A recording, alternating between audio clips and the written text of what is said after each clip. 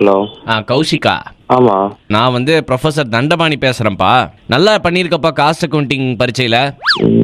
நல்லா தான் பண்ணியிருக்கேன். நல்லா தான் பண்ணியிருக்க. எப்படி பிட் அடிச்சு பண்ணியிருக்க கரெக்டா? இல்லைங்களேவா தம்பி, கையும் களவுமா மாட்டியிருக்கிற. As per the act of 25C exam ஹால்குள்ளேயே ஒன்று நாங்கள் விட மாட்டோம். சரி, நான் கேட்குற ஒரு கேள்விக்கு நீ கரெக்டாக பதில் சொல்கிறேன்னா நீ பிட் அடிக்கலன்னு நான் ஒத்துக்கிறேன். சரி சொல்லுங்க. What is cost of accounting? ஓனா தான் சார் இருக்கு, என்ன இருந்தாலும் தெரியல. நீ ஓனா எழுதுனியோ புறா எழுதுனியோ எனக்கு அதெல்லாம் தேவையில்லப்பா. என்ன அடிச்சேன், என்ன கொஸ்டின் அடிச்சேன்னு சொல்லுங்க. நீ எந்த கொஸ்டின் அடிக்கல? நான் எதுவுமே அடிக்கலையே. நீ எதுவுமே அடிக்கல. இல்ல. பக்கத்துல உட்கார்ந்த பொண்ணை நீ சைட் அடிக்கல. தீபக்னு பச்சையா தெரியுது.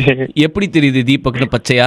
வாய்ஸ் மாத்தி பேசுறதுன்னு பச்சையா தெரியுது. அதை விட்றா, இப்ப நான் உனக்கு கால் பண்ணேன்னு உனக்கு எப்படி தெரியும்? போன் வந்ததுனால தெரியும்.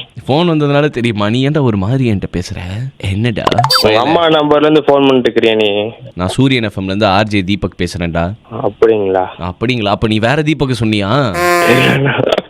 ஓ, அப்ப வேற தீபக்னு உனக்கு ஒரு ஃப்ரெண்ட் இருக்கானா? ஆமா ப்ரோ. சரி, ஓகே, ஏதாவது ஒரு பாட்டு பாடிட்டு போ. தூங்கி எழுந்தோடனே பாட்டு பாடுன்றீங்க. தூங்கி எழுந்தோடனே டான்ஸ் ஆடவா முன்னாடி வந்து? ஆடுனா பரவாயில்ல. ஆடுனா பரவாயில்லையா? நீ அப்பையிலேருந்தே ஒரு மார்க்கமா தான் பேசினுக்கிற. நீ நினைக்கிற மாதிரி ஆள் நான் கிடையாது. நன்றி. அவன் தீபக்னு வேற ஏதோ ஒரு பையன் பேரை சொல்லியிருக்கிறான். நான் சம்பந்தமே இல்லாம தீபக்னே என் பேரை தான் சொல்றானோ, எங்கேயோ கேட்டுறான். நம்ம அவ்வளோ ஃபேமஸ் நினைச்சுக்கிறேன்.